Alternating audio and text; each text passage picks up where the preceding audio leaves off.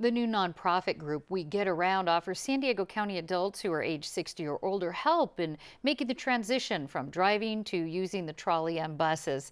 My guest, Judy Bonilla, is a gerontologist and founder of the organization. Judy, welcome. Well, thank you for having me on the show, Peggy. You bet. Now, what is this, your program, We Get Around? What do you actually offer? We offer adults age 60 plus the chance to get out in their community, to make new friends, and to really keep their, I'll say, independence, because that's so important as we age, to be able to travel independently, and most important, to travel confidently. Those are the keys. And this is specific for people who might be giving up their keys, their driver's license, basically. Most definitely. Again, everyone may not know it, but we outlive our ability to drive safely and confidently by about a decade. So at some point, all of us are going to have to think about what we're going to do. These people that take my class, that's what they're thinking about. What's the most challenging part of trying to use public transit here in San Diego County? The whole process. We're not a user-friendly community when it comes to public transportation. We don't have information kiosks. We don't have information booths. It's not a user-friendly experience, and because I've traveled in so many different countries, not knowing the language, it was really easy for me to identify all the barriers and roadblocks. So you offer classes. Yes. Are they free classes? And basically, if you could walk us through what you do in these classes. Certainly.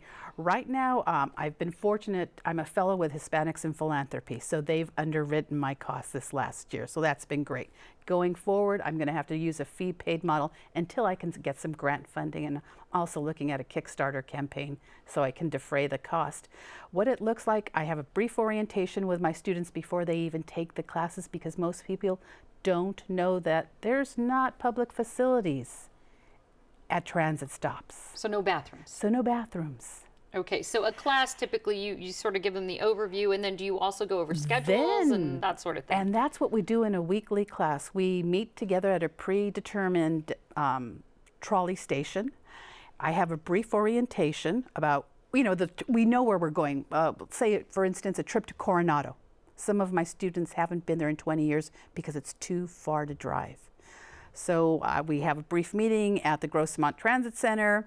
I hand out information about our trip. I tell them what we're going to be doing on the trip. We purchase our tickets. We board the bus together. All the while they're learning how to use the different features of the trolley at that point. Who are your typical students, and what has the response been so far?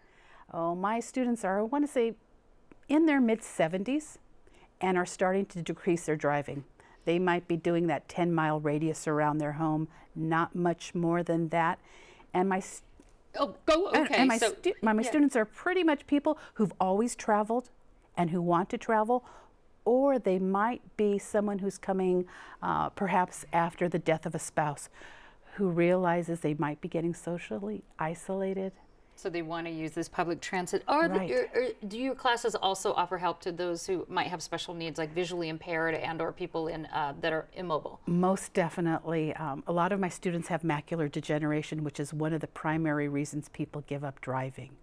So what I do is, again, make that transition from being a driver to perhaps someone who's no longer driving, and make that transition a lot easier so that they know how to access the handicap accessible features of it. Just briefly, are other forms of transportation, including like coaster rail or medical shuttles, things like that? We just do bus, trolley, and the coaster.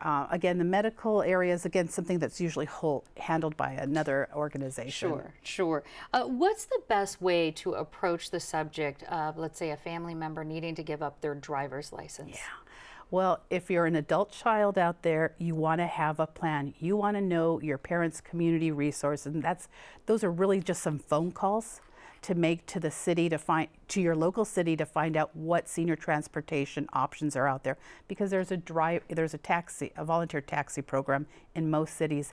There are taxi vouchers that are available, and again, for someone who's still physically active and can get around, there's my program. And what I really try and do is ask people to see me first while their parents are still driving, so that they get familiar with the process of being independent in a different way. not relying on a car, but looking at some other options. All right, Judy Bonilla, thank you so much. Oh, it's been a pleasure, Peggy. Thank you.